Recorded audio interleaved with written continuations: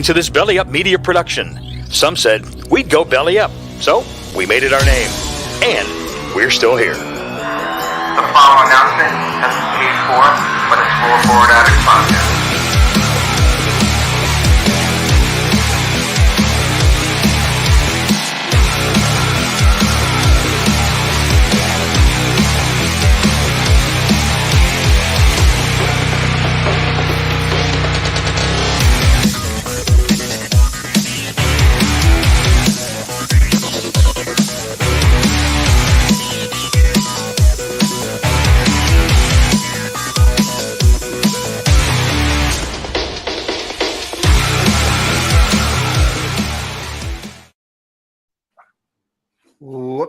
Whoops. And there we are. Okay. Back-to-back weeks with little technical difficulty, but I'm Matt. This is Sal. We are guys? The Rasslin Addicts, and welcome to episode 12. Number 12. Look at that. I know. How the time flies. I can't believe it's 12 episodes already. I know. We're on a roll, though. We are. Going. Gotta keep it going. Yes, we gotta strike the iron while it's hot. Mm-hmm. And I'm excited for today's show. For the first time ever, Rasslin Trivia. That's Very right. Excited. Yes. Yeah, we used to do it on the Scoreboard Addicts podcast, but I think they got a little scared. I'm calling them out right now. I think they got a little scared. They are definitely. They didn't want to lose to us anymore. Between Anthony only knowing. Between Rook only knowing Stone Cold and TJ putting Crash Holly for all of his answers, they weren't ready. Rook made a good Alex Trebek. I'll give him that. He was a great host. He definitely did a good job hosting, but I mean, when it came to answering some questions, I don't know. They just weren't good Ken Jennings. That was the problem. Yeah, definitely not. But I am excited because we have from the Bearded, Wholesome, and All Things Baltimore podcast, we have their host, Matt Trigger. He'll be on the show. And longtime Scoreboard Addicts guest and frequent contributor to our live shows. We have LaDarius, and let me just give LaDarius his props and put where he's from. I don't want to say the wrong thing. LaDarius is the writer and podcaster for @BeyondW Sports. He has a couple of things going on, and I will let them introduce themselves in less than 30 minutes as they participate in SummerSlam Trivia. There we go. Yeah, are you ready? Oh, I'm ready. All right. I'm very ready. I'm hoping the questions are good. The question is, are they ready? That's the question. I mean, LaDarius is the defendant Scoreboard Addicts champ. That's right. He defeated us the last time. He did. It feels like forever ago. Honestly, it really does. It's. Mm-hmm. I don't think we've played since the summer started. I feel like it's been a while. It's been that long. Been a while. That's what happens. We got wrestling trivia got preempted. It did, and I don't know if you ask me. I feel like that was one of their more popular segments. It's feel like I got a lot of hits on the YouTube. You know how you could tell on YouTube the most replayed section of the video. I'm pretty sure. Yeah. Pretty sure our trivia is up there. Check the tape. Yeah. But how was your week? It's great. Just came back from AC last night. Had a nice weekend. I did not, if people are thinking this, I did not go and see WWE on Sunday. They were in AC, and I regret not going, but I had a good time nonetheless. So it's just the way the dates worked. July 25th, Raw was in the Garden. 4 days later was my birthday. So I was like hinting to the wife. I was like, Garden tickets, but then it's like going there, traveling and all that. I'd rather just sit at home, watch it. I'm with you. And like if it was a pay-per-view, it's a different story. If it was like the Rumble or like any other pay-per-view, I'd be like, let's go. Mm-hmm. But I was like, forget it. And then on our anniversary is when the WrestleMania tickets went on sale. So I was like, I'm like, that's the perfect gift. But then it's like, it's the same thing. It's 2 nights, flying, traveling. And they had record first day sales. It's going fast. Listen, if it's true what they're saying, Rock and Roman, I'll be a little upset. But also, it's going to be in Philly in 2 years. So, and that's that's not a plane. It's not really a hotel. So, I was like, forget about it. But also, our anniversary was on Friday, and then usually, like, we like to go to AC, get away for a little bit. Mm-hmm. But we ended up not doing that this year, and of course, that Sunday is when WWE was in AC. I know, and I was right there, and I just didn't go. I gambled instead. Listen, maybe that was a better choice. Yeah. But I forgot they were there until I saw Marisa's Instagram picture. Then I was like, damn. Yeah. I was like, you know what? Now I wish I won it. Yeah, I contemplated while I was there. I was like, should I buy tickets? But that's all right. They'll be back.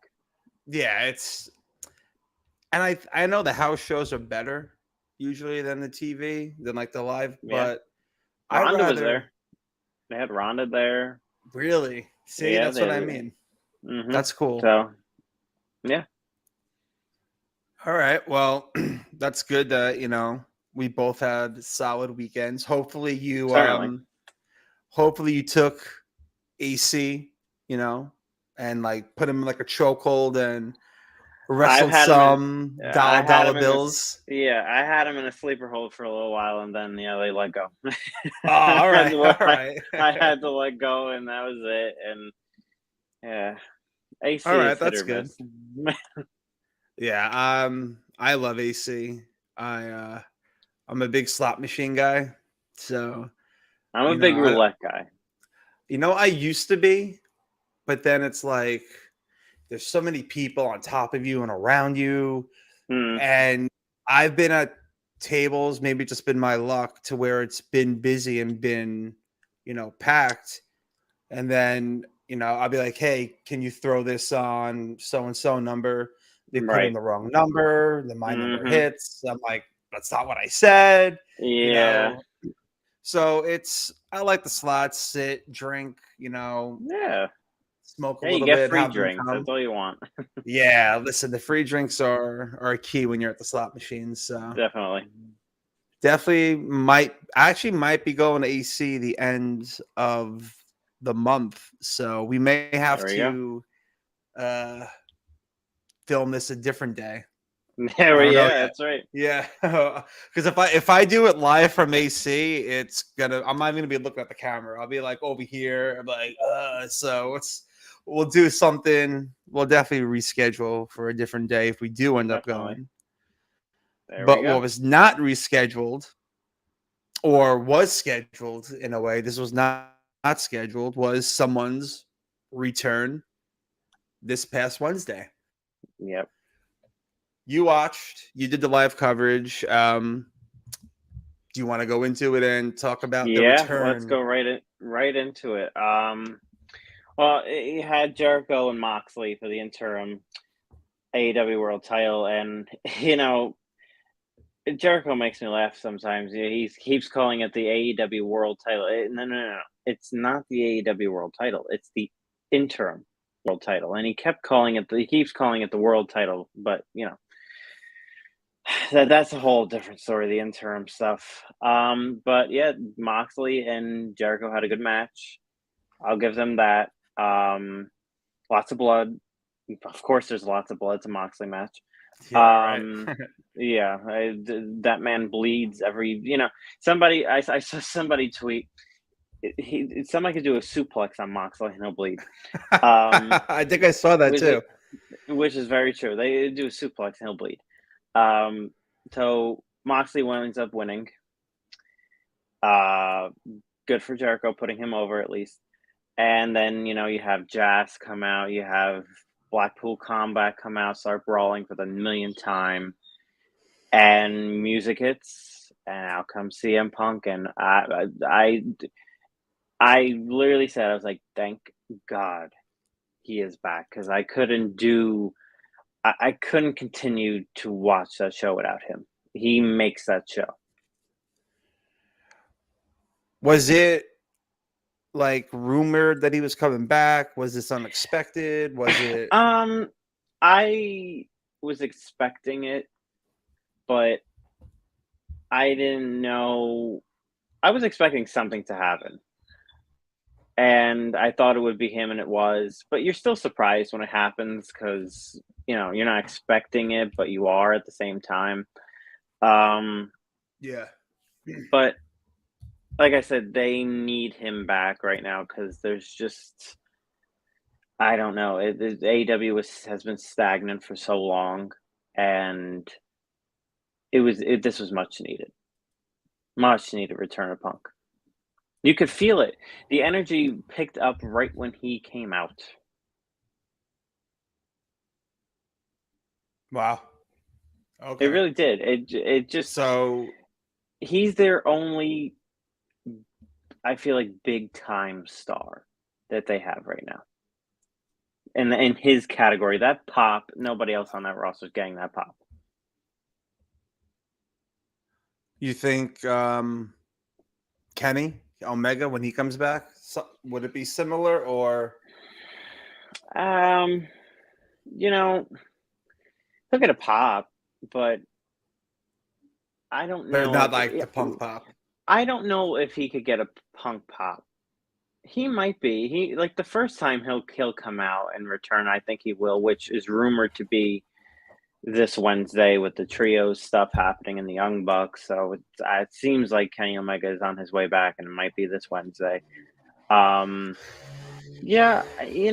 is that the spot for him though? The trio titles with the Young Bucks? No, I wouldn't put him in that spot.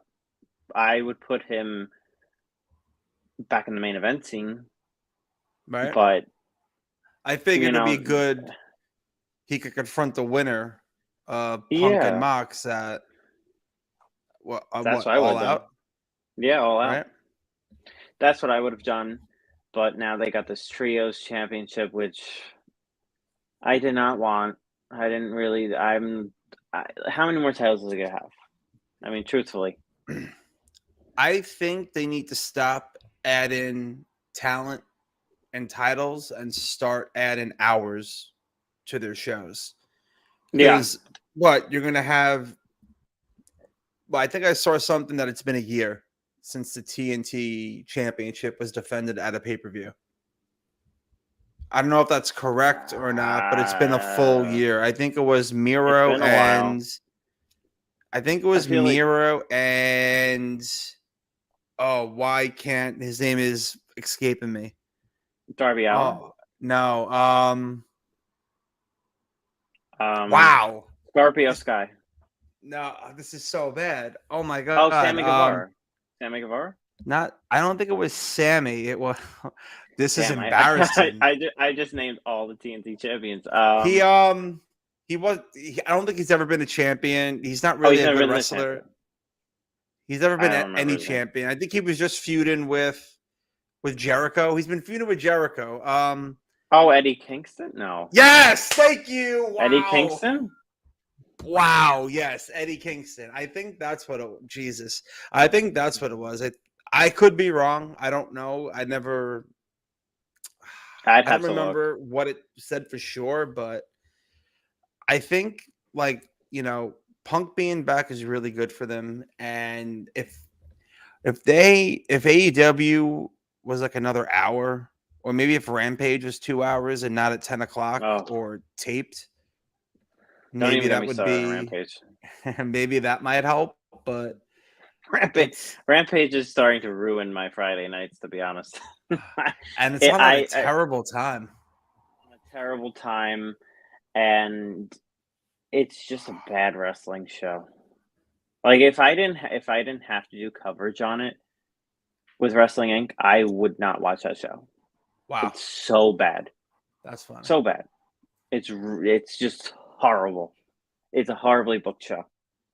Actually, really funny. Yeah, but Oh, Punk and Moxley, I think we all know who's going to win in that one. I think we know Punk is going to end this whole interim foolishness and just become the main champion, the world champion, the way it should be. And I hope Punk kind of brings Moxley to his level a bit, because Moxley kind of makes everybody else play at his game, where it's just kind of brawling on the floor. You know, it's smoking in the ring. Yeah, like kissing not all the men. rules are followed. It's just, I hope Punk brings him back to wrestling a bit. Jericho did a good job. Jericho did a good job on Wednesday last week, bringing him to a wrestling level. You know, not a brawl, not, you know, it was wrestling. Yeah. But Moxley, you don't know whatever you never know where you're gonna get. You're gonna get a death match. You could just get chaos or brawling or, you know, bleeding everywhere. You know, blood and wrestling is fine, but when you do it every week, Yeah, you kind of kill it. Yeah, it loses like it's like a lore. It's like you don't see it in WWE anymore, obviously. But I No. mean, who knows now? You know, everything is changing.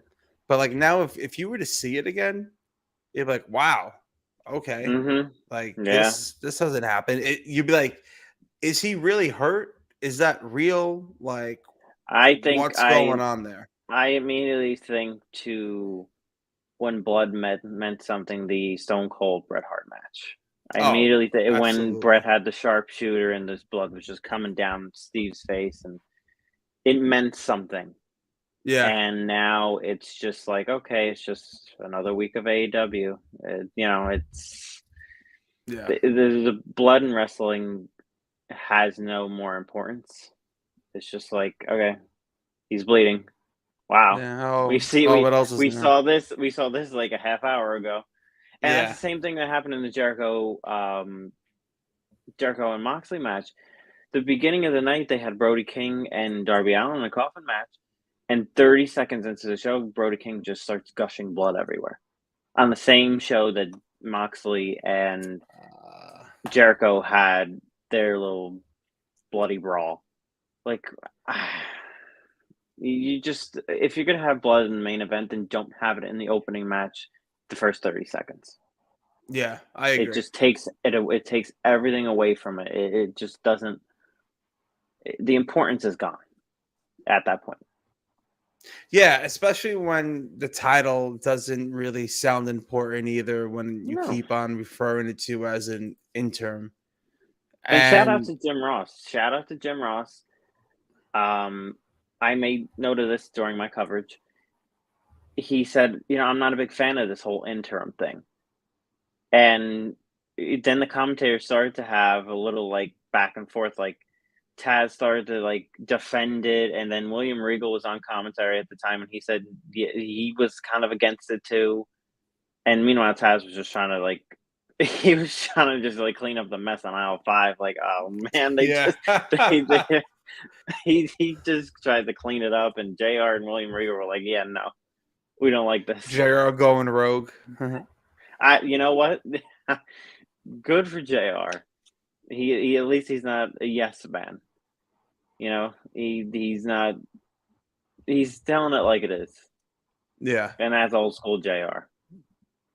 Oh yeah, he always did that, and it's great because I've been tweeting about this, but like back in March, me and Nick were talking about the Attitude Era. This was like when we were doing like the Attitude Era trivia, so like I was like doing my homework, right? And I just started watching from 97, around when DX formed on. But then like I got distracted, other things happened. I started watching like other TV, and like usually when I do watch the old Attitude Era stuff, it's like background noise, like while I'm here working. Right. But like it's just it's crazy just like listening to it and then sitting down and watching it. I'm up to the Raw after SummerSlam 98. And like Undertaker and Kane are just going around choke slamming, beating the shit out of everybody. Mm-hmm. And JR's commentary was just like, it's spot Gold. on. Oh my, It was it's just like gold. it felt real to you in a way. Like it felt like, holy shit, like this is crazy. Like what's going on? I think I said this last week on the show, but Jim Ross is my favorite commentator, not even just in wrestling, but ever. He's just, if I was having a match, I would want him to call it. I mean, maybe not the current version of him, just because Prime. Jim Ross in his prime. Jim Ross in his prime. Oh, I mean, there's no one that touches him. Nobody. No one. Him and the King. Oh. See, like they're my favorite, but then like when I started like rewatching like everything, like SummerSlam from the first, WrestleMania from the first, just listening to like Monsoon and Bobby and Heenan, Heenan, and then Ventura and Monsoon. First of all, I wasn't too crazy with Ventura. He kind of was like over the top, like yeah, he was too over the top for me. Like he didn't really last long. Commentary, I don't think. What, like maybe 3 years for the pay-per-views? I think a little longer. Yeah, maybe a little longer. I think maybe for me it's the nostalgia of just like hearing him and like the 80s, him saying Hogan, Savage. Mm-hmm. The $1 Million Man. It's he when you hear his voice, it's nostalgic. You're watching something like from the 80s or something like that. Yeah, and it's I don't remember the year. I was going back and watching it 90 something, but the 1 year Tony Schiavone, or maybe the 2 years he was with the WWF, I thought he was great. Like I like Schiavone, and like he's always gonna like I'm gonna think of WCW, Oh yeah, he was. But he wasn't bad in WWF. A young Tony Schiavone, I think they made a mistake, because him and JR would have been great. Even him and McMahon. Schiavone kind of reminds me of WCW. He was kind of like the Jim Ross of WCW at the time in the 90s, and the Attitude Era and stuff like that. So I'll take Jim Ross over anybody, but I'm just happy Jim Ross. He's calling certain things out that everybody else is thinking but aren't saying. And what's Tony Khan? Tony Khan's not gonna. What is he gonna do to Jim Ross? I mean, he's Jim Ross. You're not gonna fire him. It's not like he's gonna lose a job. I mean, I'm sure Tony Khan was probably a fan of JR growing up, so I don't think Jim Ross Jim Ross ain't going anywhere. So I'm kind of happy JR's over there. His commentary might not be the greatest anymore, but he's got some zingers still. I mean, I wouldn't mind seeing him in some sort of creative role for WWE. You're like, if he does to start stage, he wants to do that. He's older, health issues. Yeah. I just don't think he would want to do that anymore. Yeah, like I guess he has it easy. Yeah, if he goes back to WWE, it will be in a Legends role or, Legends deal or something like that. It'll pop up every once in a while. It's not going to be anything too crazy. I think he'll stay in AEW for a little while. I wouldn't mind Honestly, I wouldn't really mind him if he did come back to some sort of Legends deal, because I wouldn't mind a new JR Elite from Mattel. That would be cool. Yeah, there you go. You I know, don't even and know. I didn't even realize they had an action figure of him. they what year was it? Like a couple of maybe like 10 years ago, or maybe a little more. Um there was like a Build-A-Figure set where you had to buy 4 other guys, and there were pieces of JR in the box to put him together and make him. And I think that's like the Oh, only yeah, one from I think I know what you're Mattel. talking about. But Yeah, I've seen those. the AEW one does not look like him. That's on I Ringside haven't seen that Collectibles. one. It's not good. Yeah, I'm not a fan of it. But shout out to JR. Yeah, shout out to JR. Good for Keeping JR. things level over there on the AEW commentary. Yeah. We need it. I think it needs it over there with Excalibur just screaming out things, and it's just like, oh man. Yeah, I don't really know. I'm not gonna lie. I don't really. It's like, it's weird. Like when I watch it, even with Raw, sometimes I just like drown out the commentary, and I'm just like, I guess, like watching like what's happening, because it's just so bad at times. And listen, maybe things will get better, but right now it's more like I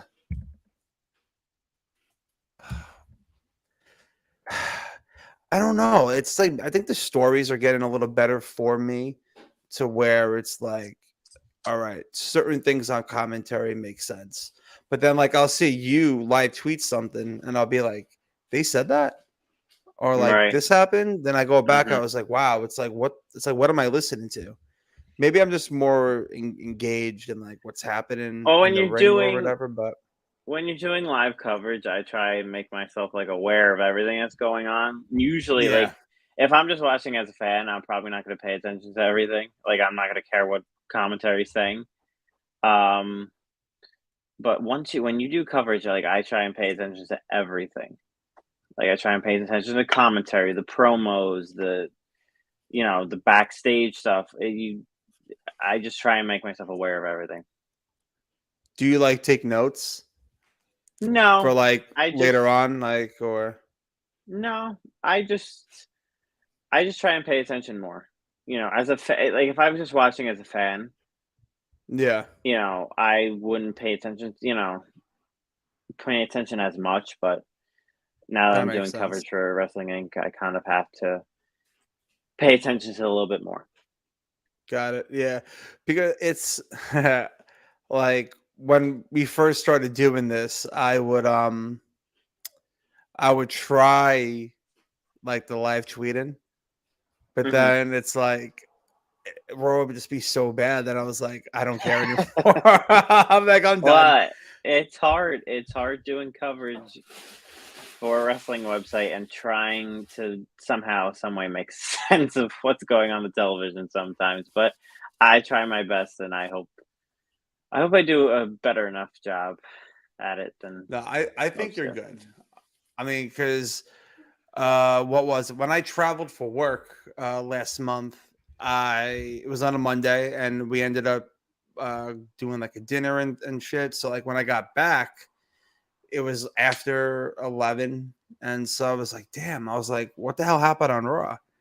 And like I just went to Rasslin Inc. and I just Hmm. followed through everything you Yeah. tweeted, and I was like, oh, I'm like, cool stuff happened, but I didn't really miss much. So Yeah. Well, things are different um, now. yeah, it definitely is, and hopefully that continues tonight. And I am just going through right now and want to let everyone know that Wrestling Trivia is about to start.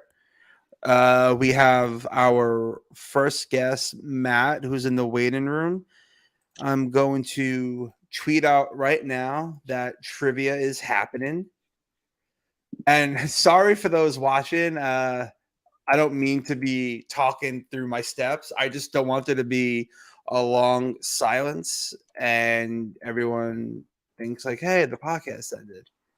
So Yeah. I'm just doing that right now. And you know what? This is why you shouldn't do two things at once. I just tweeted out. This is why we need commercial breaks.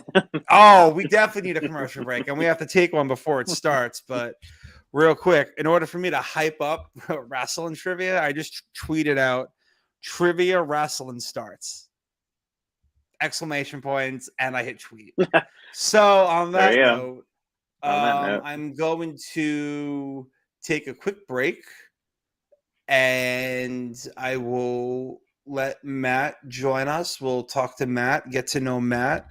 And then once the champ LaDarius arrives, we can introduce LaDarius and get that started. So hold on for 1 second, and we will be right back. And we're back. All right. What time is it? 31 minutes. Got to write that down so we could get our sponsors in there. But let's introduce Matt. Hey, Matt, how's it going? Hey, what's going on, guys? Thanks for having me on. No problem. Welcome. Thank you for taking the time out and joining us. Not a problem. I'm always down to talk some wrestling, do a little bit of trivia. I'm going to be honest. I'm interested to see how I do because I missed about a solid 10-year gap in wrestling, and I had to catch up via the network. So, when I hit high school, they were kind of like making fun of me for being a wrestling fan and being an athlete at the same time. So I had to choose one or the other. I had to choose a social life or wrestling. So I missed all the Ruthless Aggression era and came back around WrestleMania 30. Okay, well, that I've heard that from a lot of people. They say, I didn't come back until WrestleMania 30, and I'm sorry. Go ahead, Sal. That time period is like, I guess it's because the network came out right then. I'll be honest, I tell this on any wrestling show that I am a guest on. I was with my wife. We were just we were watching TV in our apartment. We had just gotten our apartment not long before that, and I was flipping through channels and I turned on E, and I saw a bunch of these wrestlers, female wrestlers, that Total Divas show. I was like, huh. So my curiosity got the best of me. I turned on Raw the next night, and I didn't recognize anybody. And I had no idea who John Cena was. I had no idea who Dolph Ziggler was. Wow. I was like, you know what? I recognize a couple of people. I saw that the Undertaker was coming back. I remember Batista, so I was like, I'm gonna give this a shot. And then it was just like I fell in love with it all over again from there. Yeah. That's what happens to a lot of people. They just, they become a lapsed fan, and then something brings them back. And I hear that from a lot of people. I was a hardcore fan in the late 90s when WCW got bought, and I realized that they completely botched the invasion angle. I stopped. Oh, it was horrible. We could have a whole episode on that alone. That literally could be an entire episode. Well, yeah, it was rough. Yeah. Oof. The trivia questions should be fine. I'm looking at them now. I didn't really go too current.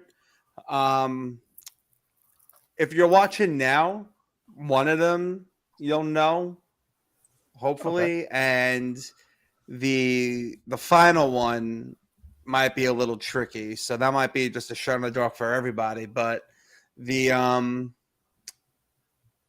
let me see. Yeah, I mean they're all like early.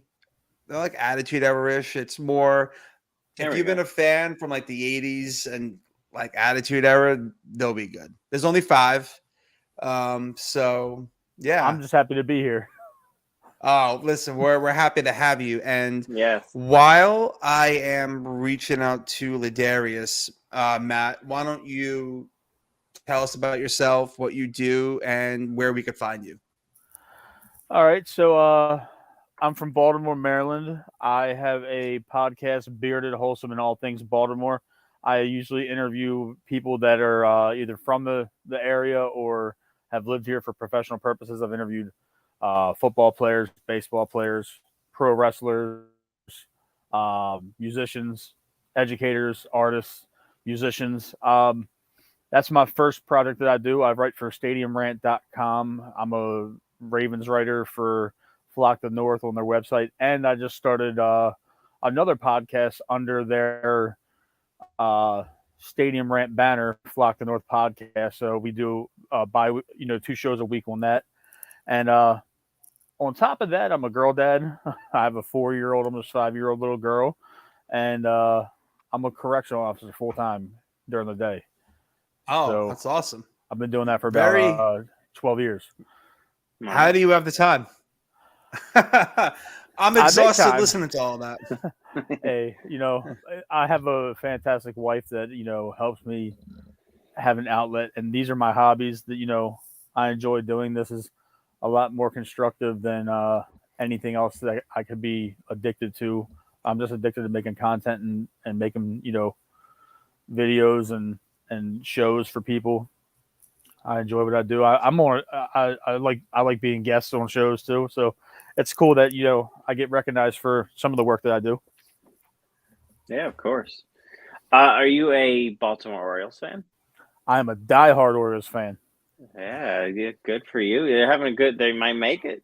I was kind of, I was cautiously optimistic this year, and we strung together that 10-game win streak, and we still ended up trading Trey Mancini, and we're a little bit farther along in the rebuild process than I thought. I've sat through quite a few rebuilds as a Baltimore Orioles fan, and I remember after the 96 team broke up, and then I remember after the 2012 team broke up, and then I remember trading Manny Machado, which was like the start of this rebuild with Mike Elias coming in. Mm-hmm. And I saw how he rebuilt the Houston Astros, and he's literally doing the same thing with us. So I'm like hopeful that I get to see a World Series in my lifetime. I've seen 2 Ravens Super Bowls in my life, and I want to see that Orioles World Series. I'll sell a kidney if I got to go to one of the games. That's what I want, man. Before it's all said and done, I want to go to one Orioles World Series game. I wasn't born yet the last time the Orioles were in the World Series. That was 6 years before I got here.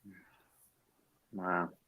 I hope the Orioles make it this year. Baltimore is a great sports town.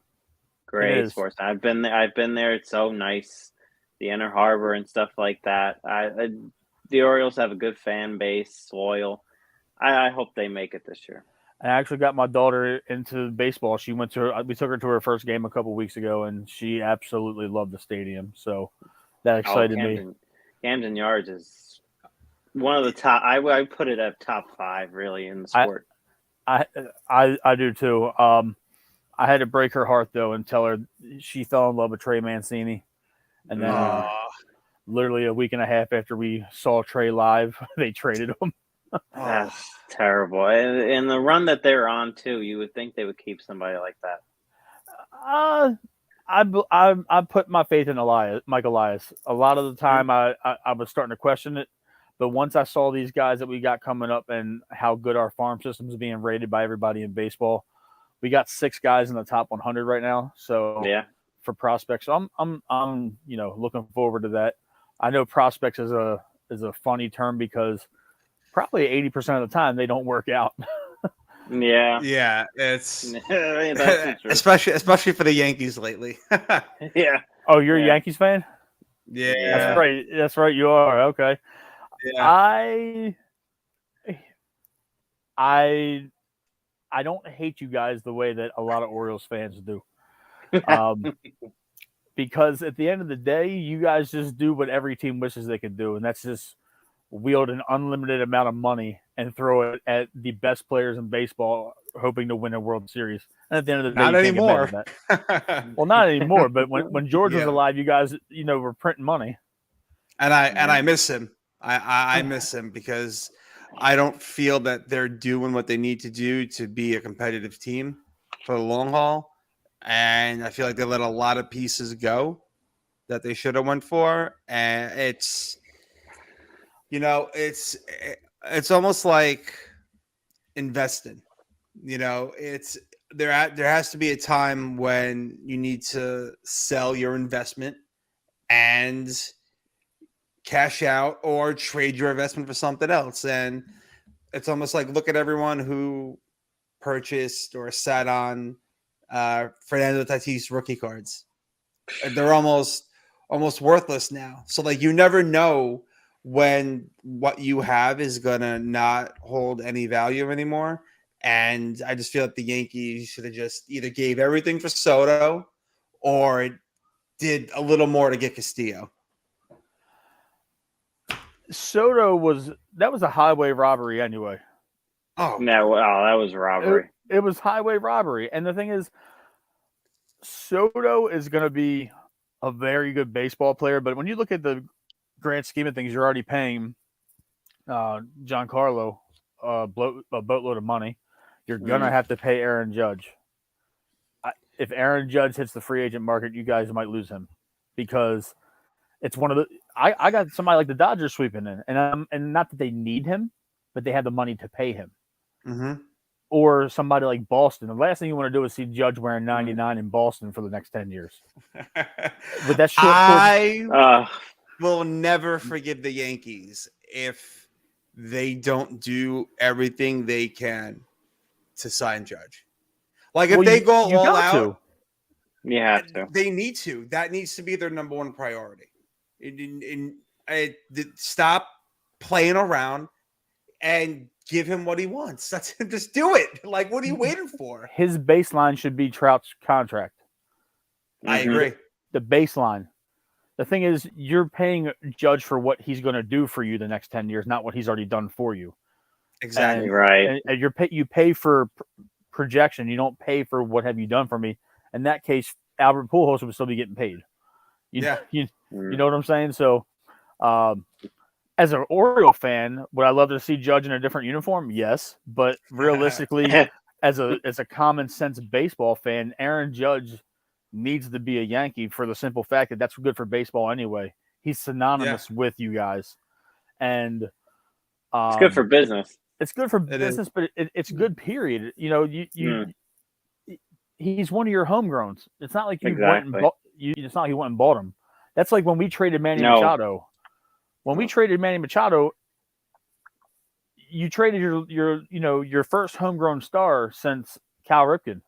Yeah. And it's like everybody hates the Yankees for the way they do business, but the thing is, it's a different regime because if this was Judge had been signed 2 years ago. Oh, absolutely.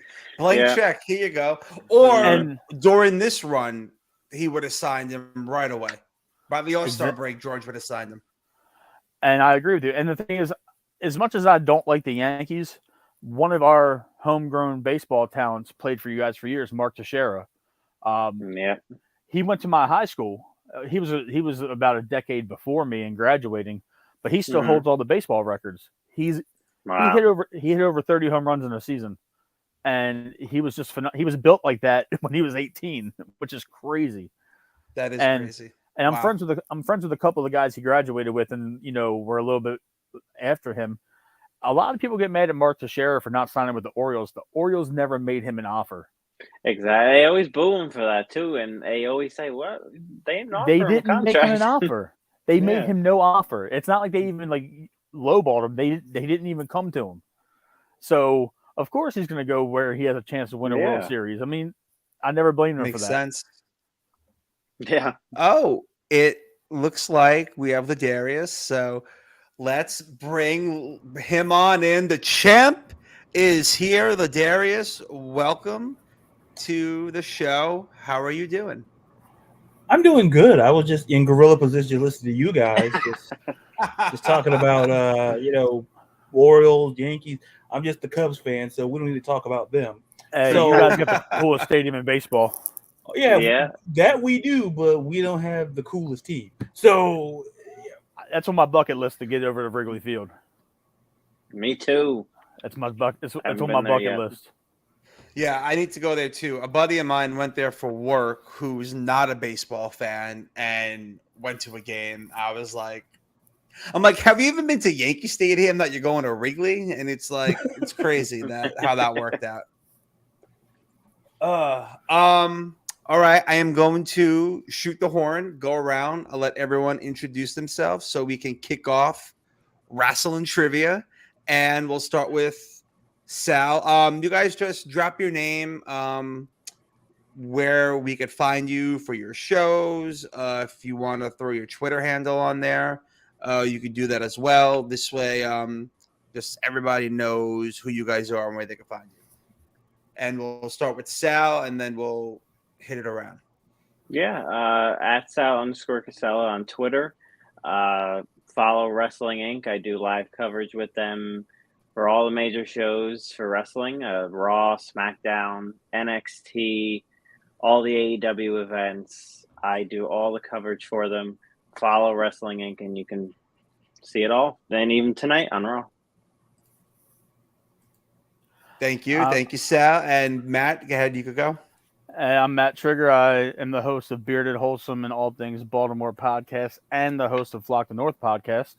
You can find me at BWATB Podcast. You can check out my most recent episode that dropped today on all major streaming platforms with former Ravens and Tampa Bay Buccaneers Super Bowl winning cornerback Corey Ivy. I had a chance to interview him yesterday. The audio is now available, and I'm just happy to be a part of Wrestling Trivia. It's nice that you guys had me on the show. Thank you. Of course. Oh, LaDarius, all you. Thank you. Sorry, I got flustered. Doesn't happen. You can find me at Twitter here at LaDarius_Brown, and I have a podcast, Sports in the World podcast. We talk about sports and just anything connected to it as well, including wrestling. I do some writing. I write for Sports Kid. I'm the NFL analyst for the NFC. I write there. So, and I'm just once again happy to be here. Happy to get some FaceTime, see some new face and two familiar faces. And that's like the best thing about this is that while we get to talk about a passion that we have, we also get to meet other new people who have the same passion. So to me, that's pretty cool. And, you guys are thanking us. We should be thanking you. Thank you for taking out the time of your day to be guests on the show. And I hope my questions don't suck. So what we're going to do is I actually took the time and I typed out all the questions.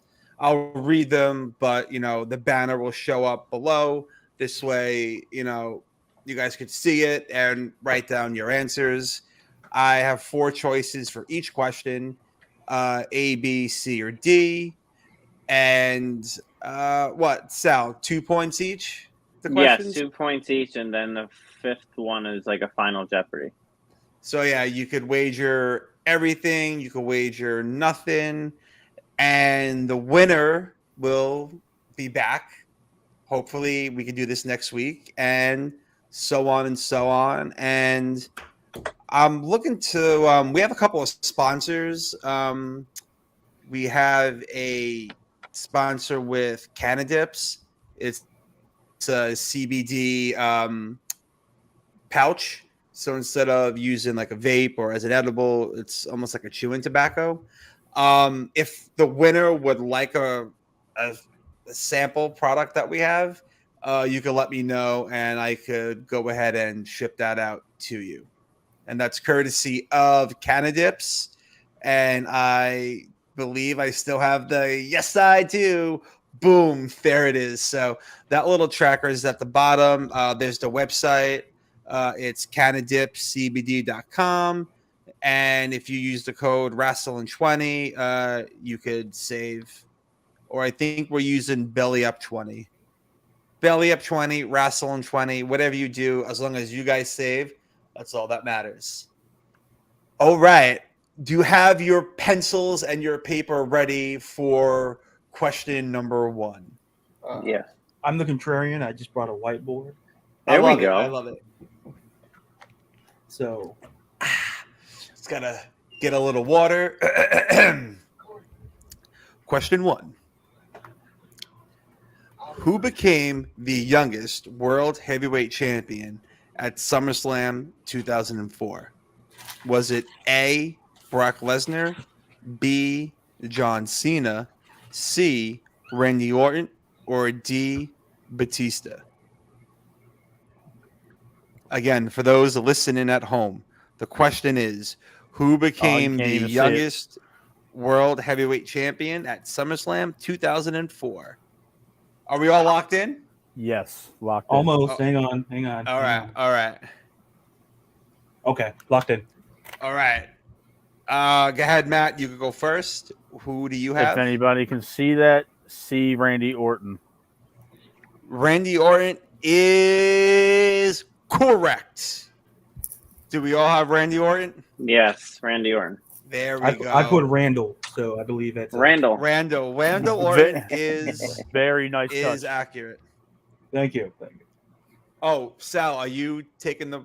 Are you? Yeah, jotting I the got points it. down? I'll put it on the side here. Thank you. I appreciate that. Alrighty, and now everyone got that right, which means my questions don't suck. Question number 2. Which unique match made its debut at SummerSlam? Is it A, the Elimination Chamber, B, TLC, C, First Blood, or D, ladder match? Again, the question is, which unique match made its debut at SummerSlam? A, Elimination Chamber, B, TLC, C, First Blood, or D, ladder? I'm locked in. Yeah, I'm I guess I'm between two of them. Yeah, me too. Are we locked in? I'm locked in. All right. Matt has TLC, which is choice B, and that is correct. I believe Oh, that was the all right. Edge, Christian, the Cool. Hardys, and the Dudleys. Yes. Yeah, Yes. son of a. Oh, Yeah. I was down That's between my A era. and B. A and oh. B. Yeah. I I was Yeah. between B and C. Because I know Elimination Chamber was Survivor Series, right? Yes. Yeah. I don't know I know how I too. got it mixed up in my head. but- That is my favorite Elimination pay-per-view, by the Chamber. way. Which one? Elimination Chamber is my favorite pay-per-view. Oh, yeah. I hate how they I love that modified it. match. I love the old school one with no Me padding too. and none of that stuff. But Me Yeah, too. now it's soft. But yes, TLC debuted at SummerSlam, and I believe First Blood debuted at King of the Ring with Austin and Kane. that's I right. believe that's when Yeah. the first time I think it was like 98 maybe or 99. 98. Yeah, 98. Mm. That's when Foley went right off the cell. Is that when it debuted? I believe so. Yeah. Wow. That's right. Yeah, I'm up to that point, or I'm a little past that when I'm doing my rewatch of Monday Night Raw. So See, you forget all about what happened after that match. After that Oh, you do. match, Absolutely. you Really forget you forget everything else that happened on that pay-per-view. And watching some of the documentaries that Undertaker's been on lately, talking about how he wrestled that entire match on a broken ankle. Yeah, It's just Crazy. It's even crazier. unbelievable. And it is now time for question 3. Which wrestler has competed in the most SummerSlam events? Is it A, Hulk Hogan, B, John Cena, C, Shawn Michaels, or D, The Undertaker? I'm locked purely in. guessing at this one. All I right. think I know this one. I'm Are you in, Sal? Yep. All right. We have Shawn Michaels. That is incorrect. Ah, Good Cena. We have Cena. That is also incorrect. I think I got it. I think I'm gonna have a shot. LaDarius. I think it's the Undertaker. It is The Undertaker. Really? I Yeah, believe he's like 16 or something. 16. I think. Wow. Yeah. I think it's like him and Triple H, something like that. But I knew The Undertaker competed at his fair share of SummerSlam. Yes. Wow. All right. I mean, Cena I just felt like main evented every SummerSlam. It from, does like, feel that way. From Yeah. like 2006 to like 2017. I Seems know. like main evented everyone. I know that's why I threw some older guys in there who, you know. Hey, that's cool, man. You know, I honestly just went with HBK because he had like one of the most infamous SummerSlam matches with Razor Ramon in the double Intercontinental title ladder match. You know, so I just kind of figured he kind of kept that streak going because I missed, like I told you, I missed a good 10 years. Yeah, that is true. You know what? Shawn Michaels wouldn't be that far off. No. I don't know what he's at, but he might have been at one of these for question number 4. What year did the first SummerSlam take place? Is it A, 1986, B, 1987, C, 1988, or D, 1989? I'm taking another guess here. Yeah. I got it narrow between two. So I'll read it one more time, and then you guys let me know if you're locked in. What year did the first? Oh, you were locked in? yeah, I'm locked in. 88. We all You have are 88. all correct. Good I have- job. The answer is C, 1988. The So only I'm- reason I thought about that is because in 2018 they were talking like it was the 30-year anniversary of SummerSlam. Yeah. Mhm. That's the only thing I was like, did that happen, or am I Yeah. just thinking of things? But Yeah, because I was born in '88, so that's how I got. I was there. born in '89, so So yeah, so me and SummerSlam are about the same age. So, I don't want to hear the year Sal was born, so I'm not going to say the year I was born. what was that? 2000? 2000 99. I was in Okay. 99. Oh, Okay, okay. That's not terrible. You know what? I I feel respect the older hustle, now, though. You're but- one of the new generation that actually works and has some type of work ethic. That is Yeah. true. He and does. us older people appreciate that. We do. But my Yeah. year was 86. I was I Yeah. almost had to get off my lawn moment. 1986. Yeah, Woof. same here. Get my rocking chair out here. Yeah, right. Let me You can see carry the this. gray in my beard. Sal, what's the the We all have point 6 points. total? We all have 6. Okay. So question number 5, before I let you know what it is, what's everyone's wager? I'm going all in. That's what I'm doing. All in. Oh, everyone is all in. Okay. Question number 5, the final one. And don't show me the answer yet. I'm going to read it twice, and then for dramatic effect, I'll call on you one at a time, being that you're all tied and you're all in. All right. The final question. Who is the only wrestler to have a match at the start of the show and at the end of the show? Is it A, Randy Orton, B, Alberto Del Rio, C, Daniel Bryan, or D, Sheamus? Oh, Again, the question is, who is the only wrestler to have a match at the start of the show and at the end of the show? Is it A, Randy Orton, B, Alberto Del Rio, C, Daniel Bryan, or D, Sheamus?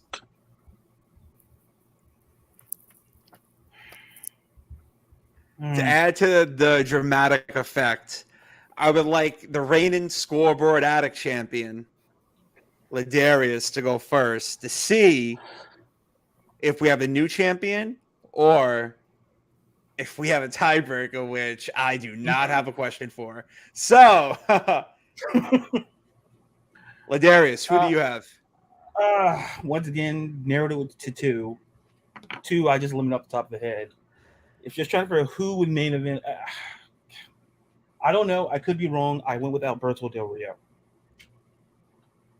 Alberto Del Rio is correct. Oh my god! Is it really? It is. It is. Really? I'm guessing you guys don't have Del Rio. I Matt, had who'd you Daniel put? Sheamus. Bryan. I What? took Sheamus. I thought Didn't Daniel Bryan opened Mania 30 and closed it. Because for some reason I pictured in Well, my no, this head. is This is the SummerSlam. This is still all the SummerSlam trivia still. Oh, okay. Either way, Yeah. Wait a minute, but didn't Sheamus cash in the Money in the Bank at one of the what was Survivor Series. He cashed in on Roman. it? Then who am I Del thinking Rio. of who cashed in? Del Rio cashed in on Punk. Wow, I don't even remember that. Yeah. I went Good for for the you. one. Yeah, I just went for the one that just seemed like an outlier. Yeah. That was Well, an that's outlier. why Yeah. I put Very everyone good. who was the Money in the Bank winner Because in there. So yeah, Orton did it. Didn't Orton do it at SummerSlam? yeah, but he cashed in on Bryan and he didn't wrestle on the show at all. That should have been. That Del should have been Rio. a big giveaway. Del Rio opened Good- the good job, show. LaDarius. Yeah, thank you. Jesus, And then he- that was that was Cashed a in the Money great in the Bank. pull. That My was heart that was a went. good question. Thank you. That was a good question. That was a That very was good awesome. question. That was good. I thoroughly enjoyed that. Thank you guys again for coming on the I show. need to get some water. Jesus, I'll let you. Yeah, I've been doing the same thing. After every question, I was like, I gotta stay hydrated because that one, because I can kind of see where Sal was coming from. I was thinking Money in the Bank, Because Sheamus. yeah, and then something told me to go back and say it was who would start it. Of those four, I broke it down to I can see either Daniel Bryan or Del Rio starting the pay-per-view. And Right. so it was a matter of kind of taking that and layering it down again and saying, well, who would make more logical sense at that pay-per-view? And I flipped a coin and it went Del Rio. In my head, I flipped the coin because I thought Del Rio was weird. I was like, you know what? Why is that in there? But I didn't. I completely forgot that he cashed in on Punk. which was a terrible decision. CM Punk is the modern day Bret Hart. He is the most bitter man on this planet. Hey, that he is. That he is. You're not a fan of Punk?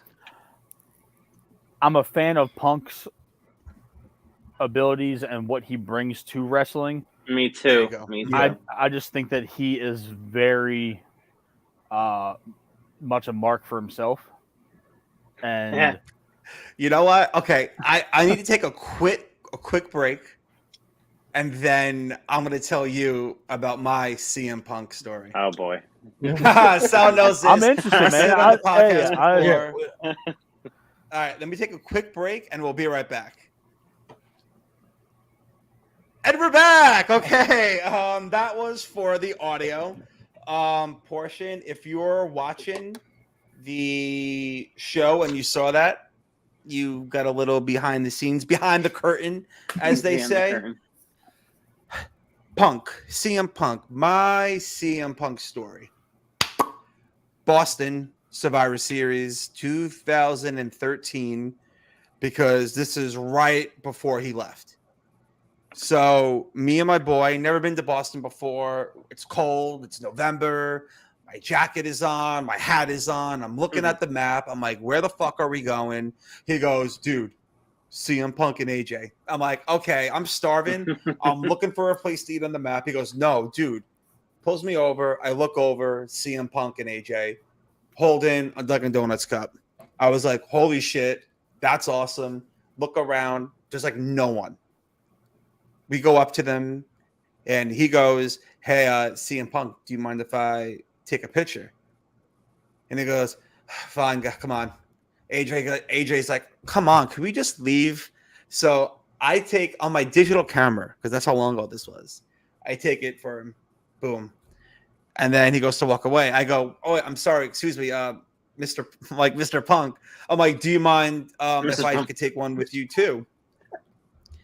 He goes, if we're going to do this, we're going to, and quote, word for word, I'll never forget it. He goes, if we're going to do this, we're going to do this in the middle of the fucking street. I was like, okay. So we're standing in the middle of a Boston street, and I took a picture with him, smiled, walked away. And as we're walking, I'm like, it was Saturday. So I'm like, see you guys tomorrow at Survivor Series. complete douchebag. I didn't ask him for like an autograph or anything. You know, it wasn't like when he did that pipe bomb where he goes, "Oh, people just shove things in your face." I was polite. If he would have been like, "Hey, listen, now's not a good time," I'd have been like, "All right, cool, no problem. You know, thanks anyway." But he was a whiny bitch about it, and because of that, I was in Hot Topic, and they had That's the a Hot throwback Topic right there. Holy crap. Yeah, the hot Jesus. the Hot Topic exclusive CM Punk Funko Pop. The fuck is going on today? The CM Punk Funko, and it's him in the Bret Hart attire. They were having a sale, buy one pop, get one like half off. I was like, fuck him. He was mean to me. Never purchased it. Go look how much that shit's worth today. Yeah. $300 to like $500. I don't have a problem with Punk. It's just that he's so arrogant. And the thing is, it's unwarranted at this point. You're in your mid-40s. I really thought the reason that he went to AEW was to kind of help get the company off the ground, as opposed to wanting a title reign. I'm almost convinced that he probably negotiated that somewhere in his deal. Yeah. And I think Tony Khan is such a sucker that he went for it, because they have not built many of their own homegrown stars, and I just think that, you know, he's too old to be acting the way that he does. He's not. You called Tony Khan a sucker. I disagree with that. Tony Khan is a fucking mark. He's definitely a mark. And but he's still he's a sucker too. He's a sucker too. I just want to call him a mark, but it's I agree with that. Don't burn bridges. Not that he needs to go back, but like, dude, if it wasn't for WWE, you wouldn't have. No one would really know who CM Punk is. No, my honest opinion, he wouldn't have got handed a UFC contract for 2 fights on TV. He didn't deserve that, and he wouldn't be writing for Marvel. Yeah, no. He wouldn't be back in AEW. Listen, you could be really good, which he was the Summer of Punk. I loved it. The pipe bomb was great. His match with Lesnar was fantastic. Yeah. He's good in the ring. He's just not as good as he thinks he is. Yeah. He's not on my Mount Rushmore. He's not in my top 10. Not even my top 20. He tries to make it seem like he's on a Cena level or a Rock level or he's Stone not. Cold level, and he's not there. And he's nowhere near it. He's nowhere near it. He's nowhere near that level of star. Like, he's the most over guy in AEW, but that's really because of the saying internet wrestling that's not community. saying much. Yeah. That's the IWC that put him over. He was gone for so long, and he literally walked out of a company that was paying him millions, and then they ended up terminating him on his wedding day, which was kind of funny if you think about it. In the I don't like Punk thing, that was kind of like his I guess atonement for what he had done. But I don't think that he makes their product better, and I have a hard time with their product. It seems like it's a glorified indie wrestling show. Like, the production value sucks. You're 3 years in, your production value should be better. They rely on blood and gore too much. Okay, I'm sorry. I didn't mean to cut you off, Mal. You're fine. I thought LaDarius had something that he wanted to. Oh, I did, but I saw. Yeah, so I saw. So you go ahead, because you were. No, you're fine, man. I'm cool with dialogue, man. No. My whole thing is, my whole thing with AEW is it's a dual issue. My first issue is, it's fine you're bringing in people. I don't have a problem with that, but I think of it this way: there's a reason why in sports you're only limited to how many people you have on a roster, because you can only use so many players on a roster, and you can only give out so many opportunities on a roster. And I'm not blaming Tony Khan. I don't mind guys coming, making debuts, but to the point, there's only so many AEW shows you got. That's number one. Like, and then secondly, it's there's only so many opportunities you can hand out. Right. And I think that when you break it down, I think that's one problem. Another problem is that some of their title reigns have been absolutely terrible. Yeah, and it's people I like. Like I'm a huge Thunder Rosa fan, huge. But if I tell you that I just heard the but just because I agree, because her title reign has been horrible. Because to me, the chase seemed better than what we're getting now. Because I can argue that Jade Cargill is more over, and she's the TBS champion, which would kind of equate to maybe kind of like the IC United States Championship. She's more over than your company's champion, your women's champion. And then when you look at Adam Page, I think you guys had talked about this on an episode about Adam Page. If somebody told you, hey, that guy was an AEW champion, they'd laugh in your face at the way he's being used now. They booked him terribly. Yeah, they're like, you're joking, right? It's like, he's not a champion. To me, AEW is not terrible, but like Rampage, that's a whole different conversation. But that's here's try doing coverage for that show. Yeah, you know what, Sal? It's not easy. I follow you, and I'm like, I don't know how this man does it. It's not easy. I just simply say, when I see your tweets, he's a better man than me. Here's the thing. I don't want to make this a long drawn, like winded thing. I argue with a lot of AEW fans online. It's kind of like a hobby of mine. I ask them one thing, and they can never answer the question directly or competently. Tony Khan literally bought up almost every WWE outcast the last 2 years. And he has literally elevated none of them past where they were with WWE. He made Adam Cole a joke.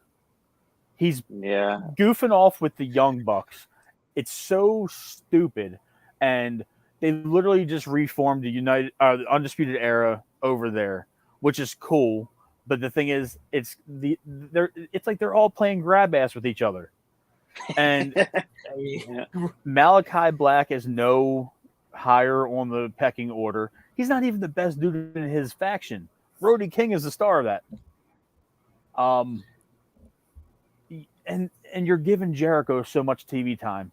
Jericho is done.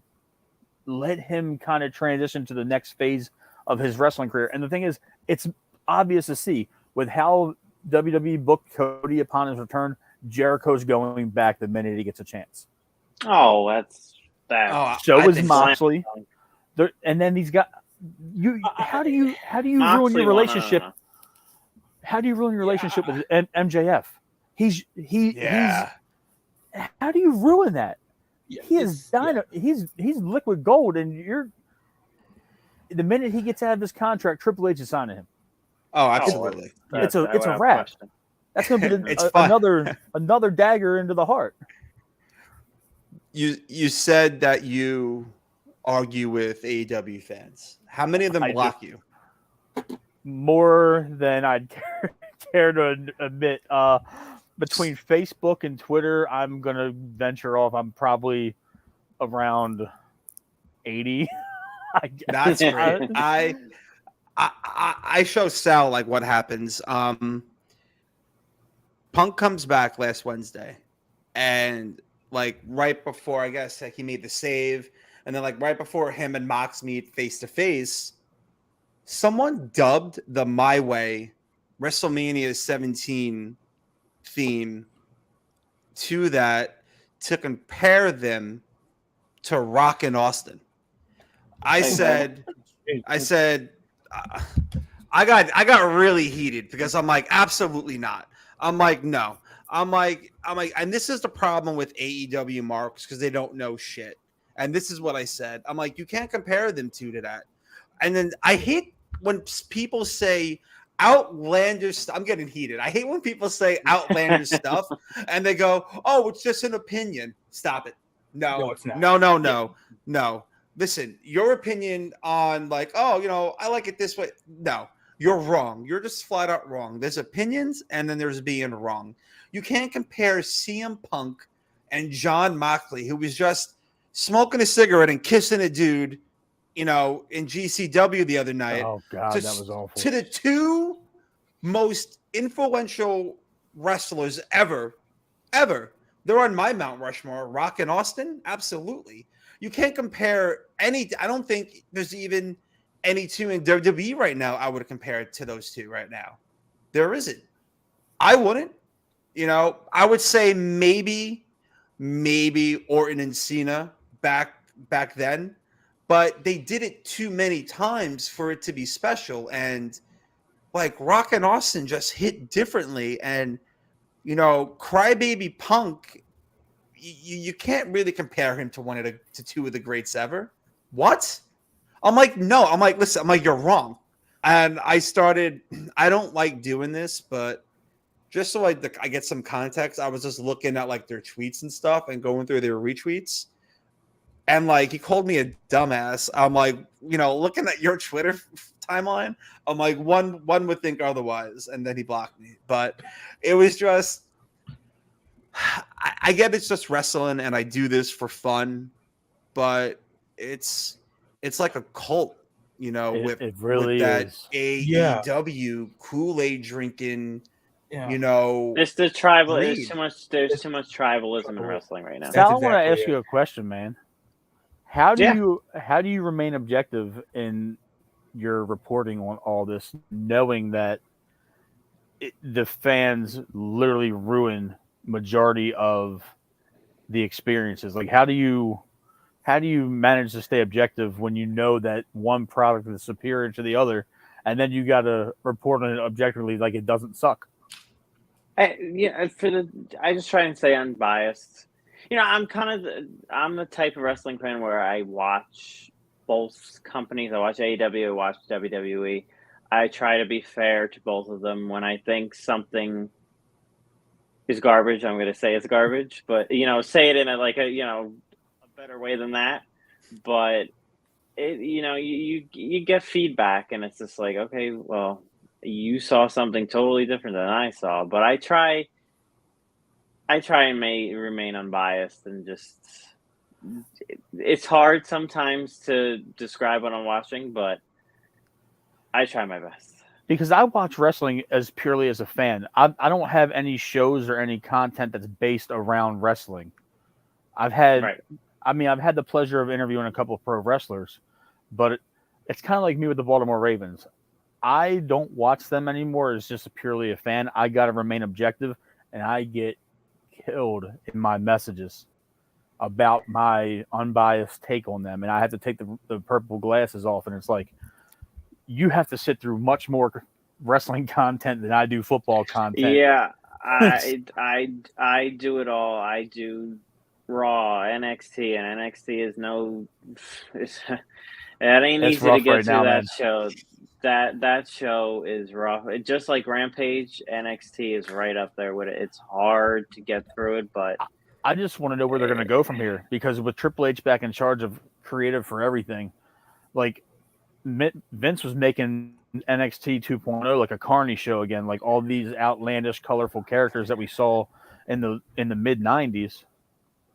It was really bad. I think with Triple H in charge, as we're seeing in the last few weeks, it's slowly getting back to where it's exciting to watch again. Not even, Raw, SmackDown, even some changes. NXT right now they need an overhaul. He can't change that overnight. He can't change that in a week, even in a month, a few months. It's going to take a long time for him to. Unpopular opinion: bring back Road Dogg and give that to him. Yeah, I mean, Sean's down there doing it. Sean's down there doing it right now. Him and Triple H are 1-2 punch. So, yeah, you bring back anybody that could help down there, honestly. What were you thinking, LaDarius? Oh, I was listening to Well, where do I start? Well, I'll start with NXT. I think with Triple H, I kind of look at with NXT. It kind of feels like, to use a sports kind of thing. It's kind of like he kind of has to rebuild that. Mm-hmm. It feels like he has to rebuild it. And with any team, no matter what the sport, if you're really invested in a rebuild, it's not overnight, to Sal's point, because there's a lot that has to be fixed. And mind you, it's not the talent. Some of the talent there is fine, but I think the usage to the point where Vince, it just essentially turned into like a AAA type of show. It felt like it was kind of it wasn't even to the point where it's watchable. It was almost like it was a playground for him. Yeah, it kind of felt like he just kind of took his ideas and this is where he gets to play with them. And I'm like, it just became to the point where it's like, as someone who tried to push myself to watch NXT every Tuesday, it became difficult. Yeah. I mean, I said, well, let me see what's on Amazon. Let me see what's on Netflix. Because I can't sit here. To be fair. Go ahead. No, I'm sorry. Go ahead, LaDarius. Well, real quick, not to cut you guys off, but one of our other podcasters over at Belly Up Sports, 420 Podcast, left us a nice comment saying, bringing back Road Dogg is a great idea. One of the best on the mic, not the greatest worker, but he could bring it entertainment-wise for sure. Absolutely. And, when you're good on the mic, I feel like you're also able to be good creatively, and give these young guys bullet points, for their promos and stuff, because it doesn't seem like that they're so restricted on the mic, in the past couple of weeks. It seems that Triple H has given them a little more freedom to do what they want, which is honestly how it should be. Listen, it's live TV. How many times do you watch a baseball game and a batter strikes out, says fuck, and didn't get it? You know what? Live TV, it happens. Listen, if you go out live TV and you bomb on a promo, it happens. If you say something you shouldn't say, it happens. You're not going to lose a sponsor because you said shit. Go out there and just, if they have more freedom and for them to be more comfortable, I could see that. But it just seems like everyone used to be so tight, so, bound to, I got to memorize these lines. No, instead of going out there and having it emotional. I also, I'm sorry. Go ahead. I'm sorry, Sal. Triple H is bringing 2022 wrestling. He's bringing, we're in the year 2022. It's time to get with the times. And I think Vince, I love Vince. He was a genius. He brought us, some of the greatest moments ever, created some of the biggest stars ever in wrestling. But the last 6-7 years, he became stagnant. He just, creative wise, he just, he had nothing left. I don't think he had anything else left to go to. And I think Triple H 6-7 years ago probably should have been in this position that he's in now. I agree with you. And to kind of round off the NXT thought process that I have going in my head right now, a lot of people compare the current NXT product and they think about that 2015, 2016 era where they had Finn, KO, Sammy, Nakamura, Kenta, Alistair, Andrade. That was a loaded roster. So you can't that's an unfair situation where that's when Triple H was pretty much buying up all the hot free agents on the indie market and coming from other promotions. But I'm going to say about maybe 60% of the guys and girls that are on NXT right now should still be in the Performance Center. They're not television ready. Mm-hmm. And I would agree. I'll say this. Nikita Lyons is going to be a superstar. She's only 23 years old, but you can tell how green she is in the ring. She is. Yes, she is. Hey, I had the same thought process. She's one of my favorites to watch on television. The get up, the gear, the finisher, all that's cool. But everything in between that entrance and the finish, I wouldn't mind being in between. Oh, sorry. I'm right there with you, brother. But it's just like Santino's daughter, same thing. Other than Toxic Attraction and Cora Jade, they don't really have any great in-ring workers that are, Roxy, she's pretty good, but they're My all girl, my yes. girl Mandy. I want Gigi to do nasty things with me, but that's neither here nor there. But that's just where I'm at with that. They don't have any believable people that could be called up at any moment right now. Not even Braun. Braun's kind of fallen off. I just wanted to go ahead. Yeah, good. No, you're good, LaDarius. Oh no. I just wanted to add something, to kind of talk to NXT. I wanted to add to the point where we're talking about Triple H's impact.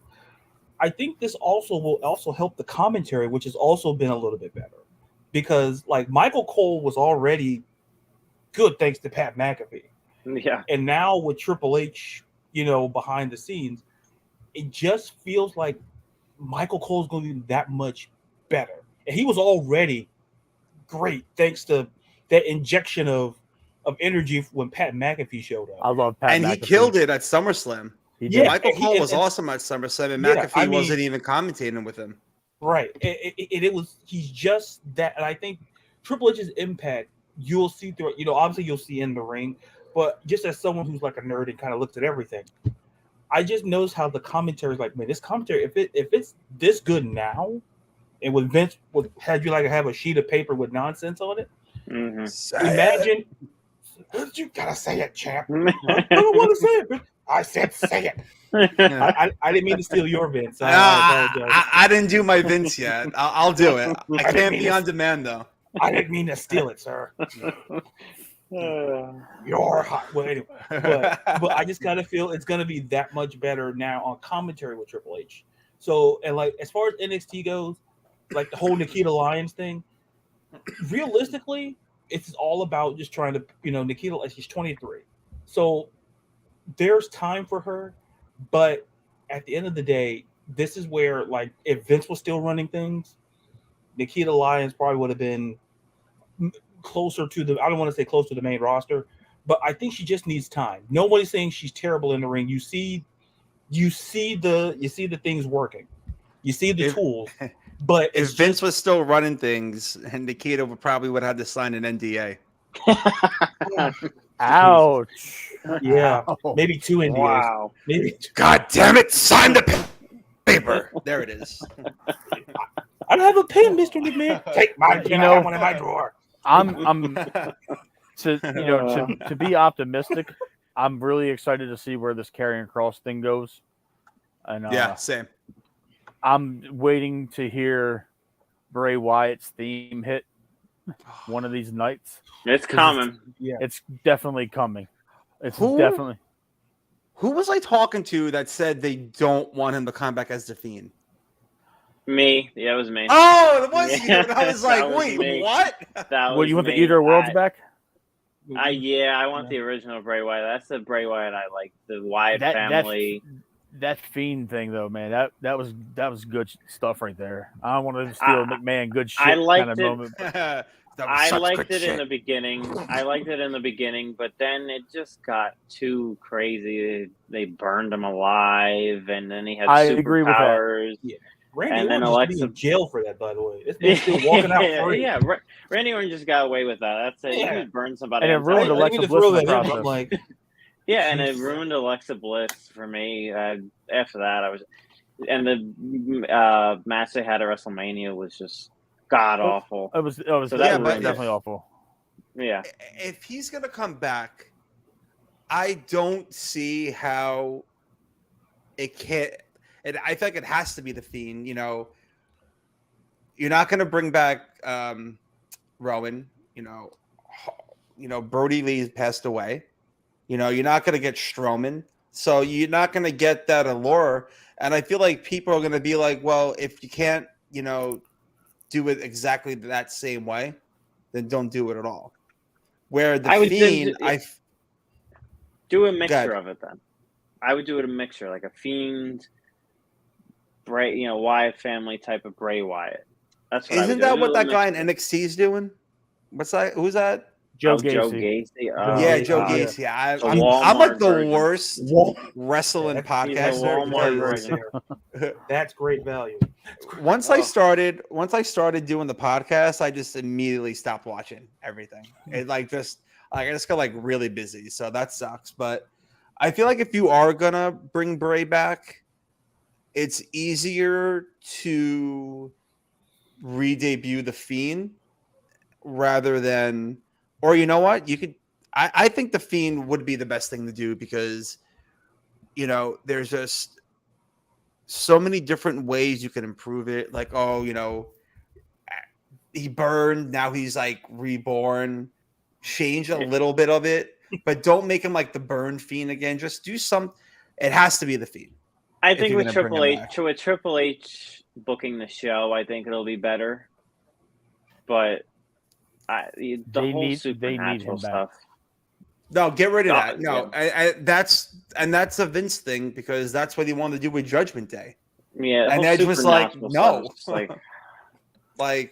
it worked with Undertaker. It worked, with the lightning and stuff like that. It worked with him, but go ahead, Matt.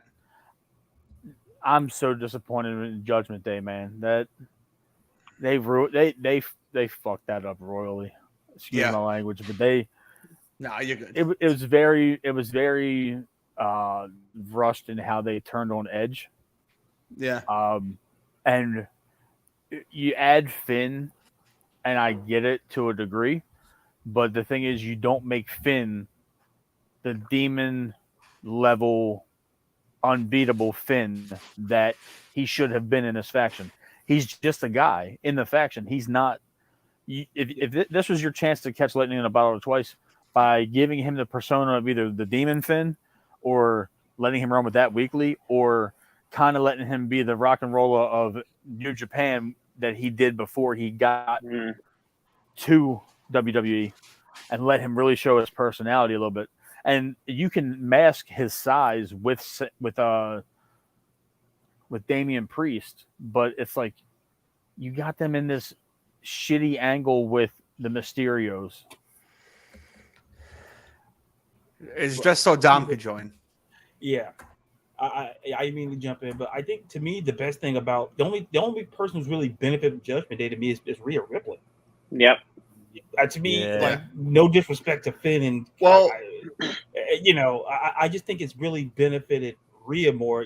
I enjoy her, what she does, the Dominic Mysterio. That's just pure gold. I don't mind that. Well, that's every week. I think beats him up every week. Yeah. I think I'm gonna have to say that the person benefiting the most from Judgment Day would be Dominic Mysterio, because listen, if Rhea Ripley wants to throw me around, by all means, I'll be Dominic Mysterio for a day. Fair enough. Guy's getting bullied hard by Rhea. It's not the worst thing in the world now. I was really hoping they were going to go a different direction and not add Finn, because I really wanted to see Finn and AJ kind of make a run as a tag team. Because they've been teasing that for years, and they ended it a little bit prematurely, but that would have given Finn and AJ something to do in the tag division, and they could have kind of elevated that, because at this point right now, all it is really is the Alpha Academy, the Usos, Street Profits, New Day, and the Viking Raiders. It's like there's 5 teams that are really just getting the exposure, and you could have added AJ and Finn to that division, and I think that would have been a little bit more of a – you would have had the nostalgia feel because they're both Bullet Club leaders. Yeah, exactly. Yeah, and and Triple H is already working on that. It could bring back Hit Row. Yeah. I was gonna say, they came back on Friday night, I believe. Yeah. SmackDown. They came out, and they're entertaining. I love them. AJ Francis is a good dude. He's a Baltimore guy. He's a local guy. He's now that he's back, I'm hoping he takes over the Hidden Treasure show again. Yeah, he was good on that show, and once he got released, that was it. But that's one of those groups I think that Vince just kind of gave up on, like, within 2 weeks.